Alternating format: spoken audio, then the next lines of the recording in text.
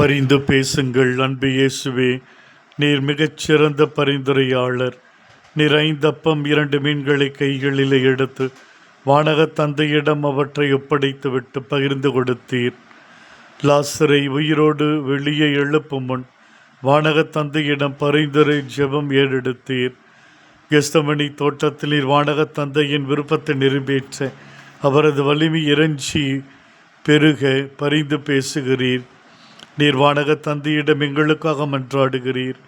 நீர் என்னிடம் ஒப்படைத்தவர்களுக்காக நான் மன்றாடுகிறேன் என்றீர்.